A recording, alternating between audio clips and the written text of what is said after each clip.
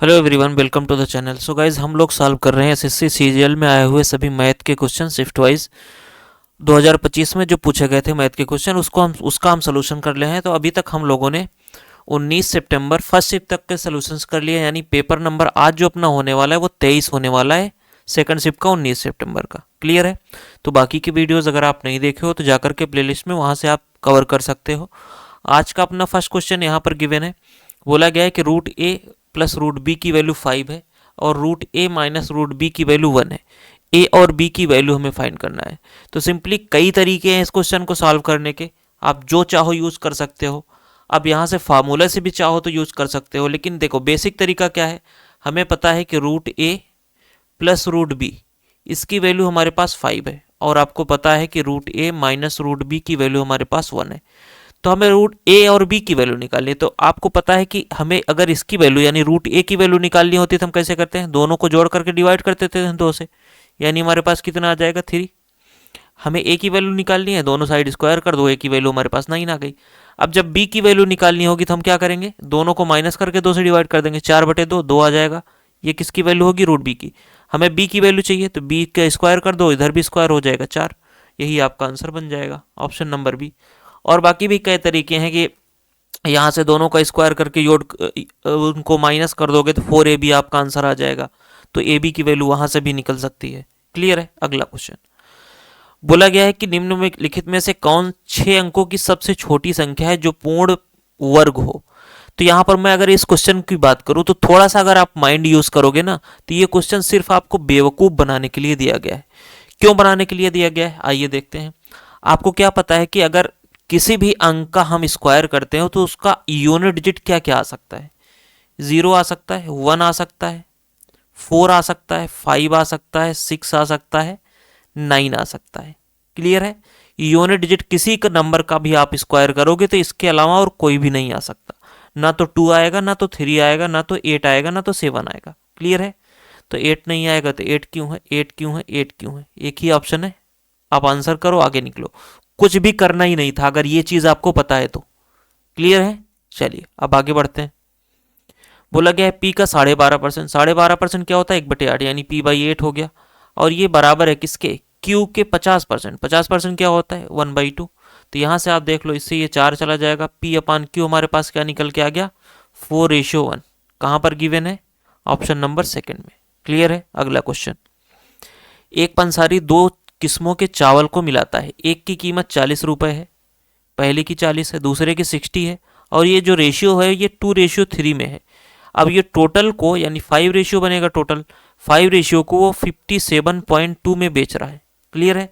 तो बोला गया है कि आपका इसको प्रॉफिट होगा कि लॉस होगा, कितने परसेंट का होगा। तो सबसे पहले हम सीपी निकालेंगे। सीपी हमारा कितना हो जाएगा, 40 दूनी 80। क्लियर है? और ये 180, दोनों को अगर हम ऐड करते हैं तो हमारे पास सीपी निकल के आ रहा है 260। क्लियर है? अब यहां से देखो टोटल हमारे पास एसपी निकल के आ रहा है, इसको हम कितने में बेच रहे हैं, 5 दूनी 10, 5 सते 35, 1 36, 5 पचम 25, 3 28, 286 में कितने का प्रॉफिट हो रहा है हमारे पास, देख लो। यहां से अगर आप प्रॉफिट देखोगे तो हमारे पास यहाँ पर प्रॉफिट जो हो रहा है वो हो रहा है 26 रुपीज़ का। कितने पर, 260 पर, इंटू 100।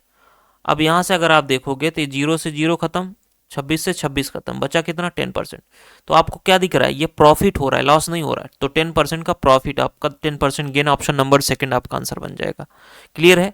ऐसे क्वेश्चन में आप बहुत थोड़ा सा ध्यान लगा करके आपको करना होता है, क्योंकि आपको लॉस भी दे रखा है और प्रॉफिट भी दे रखा है 10% का। तो आपको थोड़ा सा यहाँ पर माइंड यूज करना है, क्योंकि आपको सिली मिस्टेक बहुत ज़्यादा होती है यहाँ पर। 10%, इसलिए लॉस उसने पहले नंबर पे दे रखा है कि आप इसको आंसर करो। अगला क्वेश्चन, एक किताब जिसकी मूल कीमत 600 है, 2 लगातार छूटों के माध्यम से कीमत में कमी के अधीन है, 10% और 20%। फिर सवाल यह है कि दोनों क्रमिक मूल समायोजन करने पर, लागू करने पर पुस्तक की अंकित अंतिम बिक्री कीमत क्या है। तो सिंपल सा आपको यही बोला गया कि मार्क प्राइस 600 है, पहली छूट 10%, 10% मतलब 9/10, और दूसरी छूट 20%, 20% मतलब 4/5। अब इसको पूछा गया कि इसकी मार्क प्राइस क्या होगी। तो सिंपली आप यहाँ से देखो, 0 से 0 खत्म, 5 से जाएगा 12 बार। यूनिट डिजिट यूज कर लो, सबका यूनिट डिजिट अलग अलग है। तो दोनों 18, 8 आ गया, 8 चौक 32, 2 आएगा। ऑप्शन फर्स्ट में ही गिवन है। क्लियर है? अगला क्वेश्चन, आगे बढ़ो। किसी वस्तु का अंतिम मूल्य अंकित मूल्य शुरू में उसके लागत मूल्य से 20% अधिक है, तो लागत मूल्य को आप 100 मान लो, तो मार्क प्राइस यानी अंकित मूल्य कितना हो जाएगा, 120 हो जाएगा, क्योंकि बोला गया है 120। अब आगे बोला गया है कि उसको कुछ डिस्काउंट दिया जाता है, लेकिन उसका डिस्काउंट देने के बाद भी उसे 108 सॉरी 8% का प्रॉफिट होता है। तो अगर 8% का प्रॉफिट हो रहा है तो कितने का बेचेगा, 108 पर। बस आपसे डिस्काउंट पूछा गया, अब डिस्काउंट कहाँ पर दिया जाएगा, 120 से 8 पर, कितने का डिस्काउंट, 12 का। अब आपको ऐसे ही दिख रहा है कि 12 120 का कितना होगा, 10% होगा, तो आप डायरेक्ट भी लगा सकते हो। क्लियर है। अगला question, A cube plus B cube equal to 35, A B equal to 6। Okay, A plus B का मान ज्ञात कीजिए। किसी भी क्वेश्चन को देखो तो उसमें पहले देखो कि दिया क्या गया है और पूछा क्या गया है। अब आप इस क्वेश्चन को देख करके डायरेक्ट आपको फार्मूले की तरफ नहीं भागना है। सिंपल सा यहाँ पर आपको दिख रहा है कि आप इसको 2 और 3 में ब्रेक कर सकते हो, तो 3 इंटू 2 6 हो रहा है, और यहाँ पर मैं 2 का अगर क्यूब करता हूँ तो 8 आता है, 3 का 27 आता है, ऐड कर रहा हूँ 35 आ रहा है। बस सिंपल सा आपका आंसर मिल गया, 2 + 3, यहाँ से आपका आंसर हो जाएगा 5। क्लियर है, फार्मूला यूज नहीं करना है। अगला क्वेश्चन, साधारण ब्याज की किस दर पर 2,000 रुपए की राशि 4 वर्षों में इतनी हो जाएगी। अब ये क्या है, आपका प्रिंसिपल है, और ये क्या है, अमाउंट है।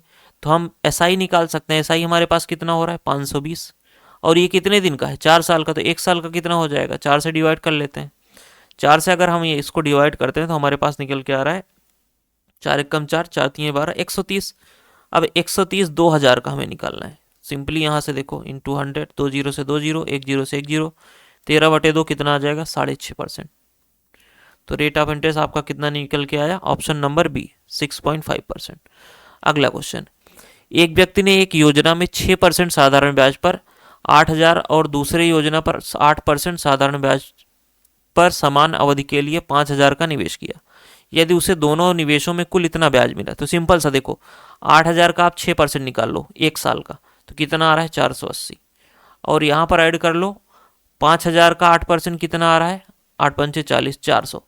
तो हमें 1 साल में कितना मिल रहा है, 880 मिल रहा है, और लेकिन हमें टोटल मिला कितना है, 1760। तो ये कितने साल में हुआ होगा, देखो कितना गुना, ये 2 गुना। तो बस यही 2 साल आपका आंसर बन जाएगा, यही हमें निकालना था। क्लियर है। सिंपल इंटरेस्ट में आपको पता होना चाहिए कि जो आपका ब्याज मिलता है वो दोनों साल हर साल इक्वल होता है, तो आप ऐसे निकाल सकते हो। अगला क्वेश्चन, व्हील चेयर रैंप को 1.5 मीटर ऊंचे प्लेटफॉर्म तक पहुंचने की ज़रूरत है। यानी हम मान लेते हैं कि हमारे पास इतना 1.5 मीटर ऊंचा जो है ये प्लेटफॉर्म है, और रैंप का समतल जमीन से 30 डिग्री का एंगल है। तो अब ये रैंप हो जाएगा आपका कौन सा, ये चीज़, ये रैंप हो जाएगा और यहाँ से 30 डिग्री का एंगल बनाएगा। अब अगर आपको पता होना चाहिए क्या, कि 30 डिग्री के सामने का आपका जो रेशियो होता है 1 होता है, और ये 90 डिग्री के सामने का एंगल जो होता है, 90 डिग्री के सामने का आपके पास जो रेशियो बनता है वो 2 रेशियो बनता है। आपसे पूछा गया है रैंप की लंबाई। अब 1 की वैल्यू अगर 1.5 है तो 2 की वैल्यू कितनी हो जाएगी, 3। यही आपसे पूछा गया है, 3 मीटर आपका आंसर बन जाएगा। क्लियर है। अगला क्वेश्चन, जमीन पर एक बिंदु ए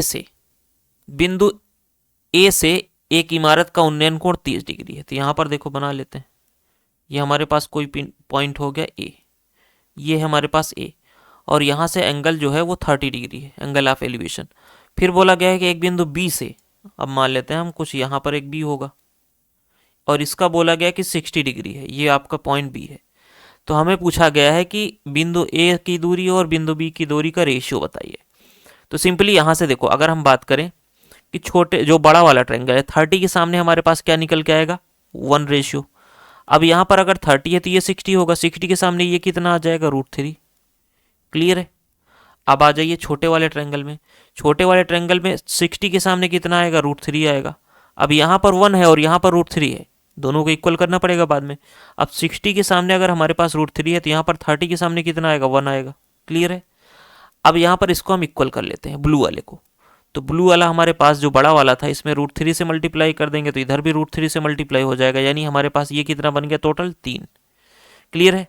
अब हमें निकालना क्या था, ए की दूरी टोटल हमारे पास 3 आ रही है, और बी की दूरी, बी यहाँ दूरी कहाँ से निकाल ली है, यहाँ से, इस पॉइंट से, और बी की कितनी आ रही है, 1। तो यही आपका आंसर बन जाएगा 3:1, ऑप्शन नंबर डी। अगला क्वेश्चन, यदि किसी गोलार्ध का वक्र पृष्ठीय क्षेत्रफल 154 सेंटीमीटर है तो व्यास बताइए। गोलार्ध यानी अर्धगोला, हेमिस्फेयर, तो उसका हमारे पास वक्र पृष्ठीय क्षेत्रफल क्या होता है, 2πr²। 2πr², two into pi की वैल्यू 22/7 और आर की वैल्यू हमारे पास कितनी है निकालनी है, इक्वल टू हमारे पास 154 दे रखा है। तो 22 से अगर ये जाएगा तो 7 आ जाएगा। क्लियर है। आर स्क्वायर की वैल्यू हमारे पास 7/√2 आ रही है। सॉरी, आर की वैल्यू हमारे पास 7/2 आ रही है, क्योंकि स्क्वायर है तो 2 7 उधर जाएगा, एक 7 कैंसिल हो जाएगा। क्लियर है। और यहाँ पर 2 जो है √2 बन जाएगा। अब आप इसको कैसे करोगे, देखो आर की वैल्यू ऐसा करो कि आप ऊपर नीचे √2 से मल्टीप्लाई कर लो। हमारे पास 7/2 और √2 ये निकल के आएगा, तो 2 से डिवाइड करोगे 3.5 और यहाँ पर √3 की वैल्यू हम पुट कर लेते हैं, कितना होता है 1.732। क्लियर है। तो आप यहाँ से मल्टीप्लाई अगर हम करते हैं, सॉरी √2 आएगा ना, ये कहाँ से √3 आ गया, √3 नहीं आएगा, sorry sorry sorry for that, यहाँ पर √2 आएगा। अब अगर हम √2 की मल्टीप्लाई करते हैं तो √2 का आपका वैल्यू क्या होता है 1.41 होता है, तो हम 1.4 ही मान लेते हैं। इससे मल्टीप्लाई करेंगे 14×5 70, 7 आ गया, 14 तिरिक 42 और 7, 42 और 7 कितना हो जाएगा 49, यानी हमारे पास ये कितना आएगा 4.9। ये आर की वैल्यू आ गई। इससे थोड़ा सा ज़्यादा ही आएगी क्योंकि हमने यहाँ पर 1.4 से ही मल्टीप्लाई किया, क्योंकि आपका जो आंसर होता है 1.41 करके होता है। तो अब अगर यहाँ से देखो हमें 2r की वैल्यू डायमीटर पूछा गया है, तो इसका डबल यानी 9.8 के समथिंग आंसर आएगा, और इससे थोड़ा सा ज़्यादा आएगा। अब इसके थोड़ा सा ज़्यादा कौन सा है, 9.9 आपका आंसर बन जाएगा, क्योंकि इससे ज़्यादा तो कोई है ही नहीं 9.9 से। अगला क्वेश्चन, एक शंकु की ऊंचाई h और त्रिज्या r है, तो इसका आयतन मैं अगर निकालूं तो कितना हो जाएगा πr²h। अब आगे बोला गया, अच्छा शंकु है तो 1/3 भी होगा।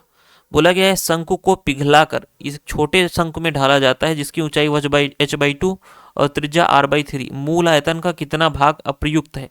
अप्रयुक्त मतलब अनयूज्ड है, जिसका कोई यूज नहीं है। तो किसका यूज नहीं है, पहले तो किसका यूज है हम उसको निकाल लेते हैं। तो इसका हमारे पास वॉल्यूम बनेगा 1/3 पाई r², यानी r² और डिवाइड बाई यहाँ पर 9 हो जाएगा, इंटू हमारे पास h/2 ये बनेगा। अब हमें निकालना है कि किसका यूज नहीं है, तो दोनों को माइनस कर लेंगे तो हमें पता चल जाएगा किसका यूज नहीं है।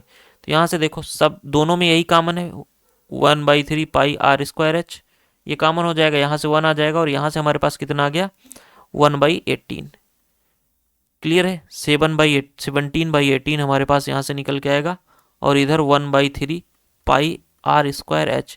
इतना यूज नहीं है, लेकिन हमें निकालना है किसका, ओरिजिनल का। ओरिजिनल से डिवाइड कर दीजिए 1/3 पाई r²h, इससे ये खत्म। हमारे पास आंसर जो निकल के आएगा वो 17/18 आ जाएगा, जो कि ऑप्शन नंबर फर्स्ट में गिवन है। क्लियर है, 17/18। अगला क्वेश्चन, एक नियमित षटभुज के क्षेत्रफल का समान भुजा वाली लंबाई के समबाहु त्रिभुज के क्षेत्रफल का अनुपात। तो षटभुज का जो क्षेत्रफल होता है ये समबाहु त्रिभुज का 6 गुना होता है। तो बस आप डायरेक्ट अगर निकालना चाहो तो 6 ऐसे लिख सकते हो, या कि आपको देखो एरिया लिख लो। षटभुज का एरिया क्या होता है हेक्सागन का 6√3 डिवाइड बाई 4 इंटू a², और आपके पास जो समबाहु त्रिभुज होता है उसका एरिया क्या होता है √3 डिवाइड बाई 4, और साइड दोनों की एक ही है तो a² हमने मान लिया। इससे ये खत्म, इससे ये खत्म, 6:1 ऐसे भी आने वाला है। कहाँ पे है, ऑप्शन नंबर फर्स्ट में। अगला क्वेश्चन, एक प्रिज्म का आधार समबाहु त्रिभुजाकार है और उसकी ऊंचाई 4 सेंटीमीटर, उसकी भुजा 4 सेंटीमीटर है, जिसकी ऊंचाई 5 सेंटीमीटर से शुरू होती है और प्रत्येक परत के साथ 1 सेंटीमीटर बढ़ जाती है, जिसकी कुल 5 परतें बनती हैं। प्रिज्म का कुल आयतन निकालिए। तो सिंपली यहाँ पर देखो आपके पास क्या निकालना है, आयतन। वॉल्यूम क्या होता है, प्रिज्म का बेस एरिया, जो बेस है उसका एरिया इंटू हाइट, ये हमारे पास वॉल्यूम आता है। बेस एरिया क्या है, समबाहु त्रिभुज, क्या होगा √3 divide by 4 into a², side का स्क्वायर क्या है 4, 16, और इंटू में यहाँ पर h²। तो h हमारे पास क्या है, देखो बोला गया है कि 5 परतें हैं, तो पहली भुजा हमारे पास 5 है और एक एक बढ़ती जाती है, तो प्लस हमारे पास दूसरी क्या हो जाएगी 6, तीसरी 7, चौथी 8, पाँचवीं 9, 5 परतें हैं। अब यहाँ पे इसको आप ऐड कर लो, 4 से ये चला जाएगा 4 बार, 4√3, और यहाँ पे इसका मल्टीप्लाई कर लो। सबको ऐड करते हैं, 9 8 17, 17 और 7 7 24, 24 36, 5 35, 35 गुणे 4 कितना आ जाएगा 140 गुणे √3। अब √3 की वैल्यू हमें दे रखी है कितना 1.732, मल्टीप्लाई कर लेंगे 0, 14 दूनी 28, 14 तिरिक 42, 44 हो गया, 14 सत्ते 98, 98 4 102, 10 बच गया, 14 कम 14 10 24। 3 अंक के बाद पॉइंट है, यहाँ पर लग जाएगा 24248, 24248 ऑप्शन सेकेंड। अगला क्वेश्चन यहाँ पर देखो बोला गया -1, -2 से होकर जाने वाली रेखा का समीकरण क्या होगा जिसका ढलान m है, स्लोप हमें -3 दे रखा है। अब इसका आपका स्टैंडर्ड इक्वेशन क्या होता है, y equal to M X plus C. Clear है। अब m की वैल्यू हमारे पास दे रखी है, y इक्वल टू माइनस का 3x हो जाएगा प्लस का c। हमें c की वैल्यू निकालनी है। अब c की वैल्यू हम कैसे निकाल पाएंगे, यहाँ पर इसको आप x मान लो, इसको y मान लो। अब यहाँ पर पुट कर दीजिए, y की वैल्यू माइनस का 2 इक्वल टू माइनस का 3 है और यहाँ पर 3 बन जाएगा प्लस का हमारे पास c की वैल्यू कितनी आ जाएगी, माइनस का 5। क्लियर है। बस हमें m और c की दोनों की वैल्यू हो गई। अब स्टैंडर्ड इक्वेशन निकाल सकते हैं। यहाँ से देखो y इक्वल टू हमारे पास क्या आ जाएगा, m की वैल्यू -3x हो गया प्लस c की वैल्यू -5 है तो प्लस नहीं माइनस ही होगा। यहाँ से हमारे पास -5, ये आपका स्टैंडर्ड इक्वेशन बन गया। कहाँ पर दे रखा है, ऑप्शन नंबर फर्स्ट में। क्लियर है। अगला क्वेश्चन, एक नियमित बहुभुज का प्रत्येक बाह्य कोण 60 डिग्री है, तो बहुभुज की भुजाएं निकालिए। तो भुजाएं कैसे निकलेगी, टोटल एक्सटर्नल एंगल कितना होता है 360 और एक एक्सटर्नल एंगल कितना है, प्रत्येक एक्सटर्नल एंगल 60, इसी से डिवाइड कर दीजिए, आपके पास n यानी भुजा की संख्या आ जाएगी कितना, 6। Option number C. अगला क्वेश्चन, त्रिभुज पी क्यू आर, तो यहाँ पर सेंट्रॉइड हमें दे रखा है, ये हमारे पास हो गया P, ये हो गया Q, ये हो गया R। सेंट्रॉइड हमारे पास बोला गया है कि जो 1.2 है और ये P और Q, यहाँ से हमारे पास देखो ये सेंट्रॉइड हमारे पास यहाँ पर G बन रहा है। अब जो सेंट्रॉइड होता है वो जो जिस रेखा पर बनता है, जिस लाइन पर बनता है, उसे 2:1 के भाग में डिवाइड करता है। तो हमारे पास जो बड़ा होता है वो 2 बनता है, जो छोटा होता है 1 होता है। क्लियर है। अब आपके पास जो वर्टेक्स दे रखे हैं वो P के वैल्यू दे रखे हैं कितना, 3, -1। ये हमारे पास Q की वैल्यू हमारे पास दे रखी है -2, 4। अब आपको यहाँ पर ये अगर मैं इसको R मान लेता हूँ, अच्छा R दे रखा है, इसको D मान लेता हूँ, तो D का वर्टेक्स अगर हमें निकालना है तो हम कैसे निकालेंगे, दो बिंदुओं के बीच की दूरी, ये दोनों इक्वल हो जाएगी। दो बिंदुओं के बीच की दूरी क्या होती है, x1, ये आपके पास क्या है, ये x1 है, ये y1 है, और यहाँ पर ये x2 है और ये y2 है। दो बिंदुओं के बीच की दूरी कैसे, x1 plus x2 divide by 2, 3 - 2 divide by 2 यानी कितना आ जाएगा, 1/2 यहाँ पर।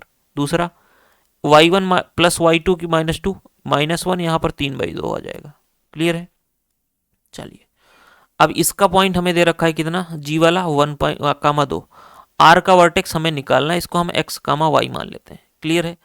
अब मैं अगर इस लाइन को बाहर निकालूं ऐसे, देखो इजी है, बस थोड़ा सा आपको समझना है। अगर मैं इसको यहाँ पर आपका जी मान लेता हूँ, ओके, और हमारे पास ये x1 और ये y1 है, और ये आपके पास x2 y2 है, और जी वाला हमारे पास point x1 sorry x, y है, और ये आपके पास m/n में डिवाइड किया जाता है। तो अगर आपको x की वैल्यू निकालनी है, यानी ये चीज़ निकालनी है x की वैल्यू, तो आप कैसे निकालोगे, देखो nx1 plus my1 divide by m plus n। Clear है। इस तरीके से, सॉरी mx1 mx2 होता है, यहाँ पर y2 नहीं होगा। अब सेम यही y की वैल्यू कैसे निकालोगे, ny1 plus my2 divide by m plus n। अब यहाँ से मैं अगर बात करूँ तो हमारे पास क्या क्या दे रखा है, ये पॉइंट हमने निकाला अभी कितना आया, 1/2, 3/2, और m की वैल्यू यहाँ पर हमारे पास 1 है और यहाँ पर n की वैल्यू 2 है, और ये पॉइंट हमारे पास दे रखा है कितना, 1, 2। हमें ये निकालना है। तो सिंपली यहाँ से देखो x2 की वैल्यू हमारे पास क्या निकल गई, यहाँ पर देखो इसको मैं अगर निकालूंगा, x की वैल्यू हमारे पास क्या है 1 इक्वल टू, यहाँ पर हमारे पास इधर n की वैल्यू क्या दे रखी है, 2 से हम मल्टीप्लाई करेंगे 1/2 में, कितना आ जाएगा 1, प्लस यहाँ पर देखो 1 से मल्टीप्लाई करेंगे x2, ये हमारे पास x2 निकल के आ जाएगा, डिवाइड बाई 3, यानी 3 - 1 x2 की वैल्यू हमारे पास कितनी आ गई, 2। क्लियर है। एक वर्टेक्स हमारे पास निकल के आ गया। अब यहाँ पर अगर आप देखोगे तो ये ऑप्शन, अच्छा 3 में 2 दे रखा है, चलिए इसको भी निकाल लेते हैं। y की वैल्यू, n की वैल्यू हमारे पास कितनी है 2, और y1 की वैल्यू हमारे पास कितनी है 3/2, तो 2 से मल्टीप्लाई होगा, नीचे कट जाएगा, 3 बच जाएगा, प्लस m की वैल्यू 1 और यहाँ से y2 डिवाइड बाई, यहाँ पर y की वैल्यू भी हमें दे रखी है ना, तो इसको y की वैल्यू पुट करिए। y की वैल्यू हमारे पास क्या है, 1,2 2 है। तो यहाँ पर m+n 3, 3 दूनी 6 माइनस 3, y2 की वैल्यू कितनी आ जाएगी 3। तो वर्टेक्स कितना आ गया 2,3। यही आपका आंसर बनेगा, ये 2,3 कहाँ पर दे रखा है, ऑप्शन नंबर 4 में। अगला क्वेश्चन, अभी हमने आपको बताया था पहले क्वेश्चन में कि हमारे पास एक फार्मूला होता है a माइनस बी का whole square, sorry a plus B का whole square minus a minus B का होल स्क्वायर इक्वल टू कितना होता है हमारे पास 4ab। क्लियर है, बस यहाँ पर आप इसको पुट कर दीजिए, यही तो हमें दे रखा है, इसको a हो गया, ये b हो गया, ये a हो गया, ये b हो गया। 4 इंटू ए की वैल्यू √11, b की वैल्यू √7, 4√77 हमारे पास आंसर बन जाएगा, ऑप्शन नंबर फर्स्ट में गिवन है। अगला क्वेश्चन, दो वृत्त जिनकी त्रिज्याएं क्रमशः r1 और r2 है, जिनके केंद्रों के बीच की दूरी d है, यदि एक सीधी उभयनिष्ठ रेखा की लंबाई केंद्रों के बीच की दूरी के बराबर है, यानी जो DCT है आपका डायरेक्ट कॉमन टेंजेंट वो d के बराबर है, तो पूछा गया है कौन सा सत्य है। अब आपका ये फार्मूला क्या होता है DCT का, ये होता है √d² minus r1 minus r2 का स्क्वायर। अब बोला गया है जो DCT है वो d के बराबर है। अब ये d के बराबर कब आएगा, कब आएगा, जब हमारे पास ये r1 माइनस r2 हमारे पास 0 आएगा, इसकी वैल्यू हमारे पास 0 आएगी। और 0 कब आएगी, 0 तब आएगी जब r1 हमारे पास r2 के बराबर होगा, तभी माइनस करेंगे 0 आएगा। बस यही आपका आंसर बन गया, ऑप्शन नंबर 3, r1 जब r2 के बराबर होगा तभी ये कंडीशन फॉलो होगी। अगला क्वेश्चन, एक वृत्त की जीवा, तो यहाँ पर एक सर्कल हम बना लेते हैं। देखो एक जीवा है हमारे पास, ये 2√21 है, तो हमारे पास आधी कितनी हो जाएगी √21। यहाँ पर हमारे पास एक सेंटर है, सेंटर से इसकी बीच की दूरी बोला गया है कितना है 5 सेंटीमीटर, और हमें रेडियस निकालना है। ये राइट एंगल ट्रायंगल बन गया बस। अब हाइपोटेनियस का स्क्वायर, यानी अगर आप r इसको मान लेते हो तो r का स्क्वायर कितना आ जाएगा हमारे पास 5×5 = 25 और √21 का स्क्वायर 21, यानी r² की वैल्यू हमारे पास कितनी आ गई 46, यानी r की वैल्यू कितनी आ जाएगी। अब यहाँ पर √46 आएगा। अब √46 किसके बीच में है, 6 के स्क्वायर के बीच में है, 7 के स्क्वायर के बीच में है। जो आंसर आएगा वो 6 और 7 के बीच में, यानी 6 पॉइंट समथिंग आएगा। 6 पॉइंट समथिंग देखोगे तो एक ही ऑप्शन है, क्योंकि 6 तो आ नहीं सकता, 36 है नहीं। क्लियर है, ऑप्शन नंबर सेकंड आपका आंसर बन जाएगा। अगला question, cos a plus cos sine a plus cos A equal to X. अब यहाँ पर देखो ये भी क्वेश्चन बेवकूफ़ी बनाने वाला दे रखा है। मैं अगर इसका स्क्वायर कर दूं दोनों साइड तो हमारे पास इसकी वैल्यू क्या आएगी, ये आएगी। बस x² आपका आंसर बन जाएगा, सिंपल सा, क्योंकि इसका स्क्वायर ही तो किया गया है। अगला क्वेश्चन, यहाँ पर देखो साइन और कॉस जब बराबर होता है तब यहाँ पर x प्लस वाई की वैल्यू हमारे पास क्या होती है, θ1 प्लस θ2 की वैल्यू क्या होती है 90 डिग्री होती है। अब दोनों थीटा एक ही दे रखा है x और x, तो क्या बनेगा 45 डिग्री बनेगा। x के वैल्यू 45, तो यहाँ पर देखो साइन की पावर 4x, 45 डिग्री की वैल्यू कितनी होती है 1/√2, इसका पावर 4, और सेम यहाँ पर भी 1/√2, इसका पावर 4। 1/√2 का पावर 4 करोगे कितना आ जाएगा 1/4 प्लस 1/4 कितना आ गया 2/4, यानी 1/2, ऑप्शन नंबर 3। अगला question, a plus B plus C equal to 0, तो जब a plus B plus C की वैल्यू 0 होती है तो हमारे पास a³ plus b³ plus c³ की वैल्यू क्या निकल के आती है 3abc। बस यहाँ पर ये दे रखा है तो आप इसको 3abc यहाँ पर पुट कर सकते हो, और हमें डिवाइड बाई में दे रखा है 3abc, आंसर कितना आ जाएगा 1, option number D, sorry C. Okay, एक सेकेंड, कहाँ चला गया,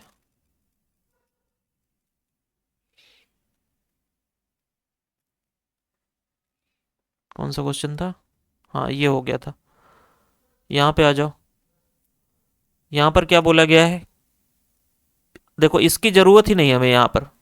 अगर यहाँ पर आप 4 कॉमन ले लोगे तो हमारे पास p³ प्लस q³ आ गया, और नीचे भी तो हमें यही दे रखा है p³ प्लस q³, दोनों कट जाएगा इससे, यानी ये सॉरी 4³ आएगा ना, क्यूब है, तो 4³ कॉमन लोगे तो दोनों सेम बच जाएगा, कट जाएगा। 4³ का मतलब 64, कहाँ पर दे रखा है ऑप्शन नंबर डी में। ये था टोटल आपका सोल्यूशन आज कौन से पेपर का 19 सितंबर 2025 सेकंड शिफ्ट का। ओके, क्लियर है। चलिए, चैनल को सब्सक्राइब करिएगा, वीडियो को लाइक करिएगा। फिर से मिलते हैं नेक्स्ट सेशन में। Thank you so much, good bye.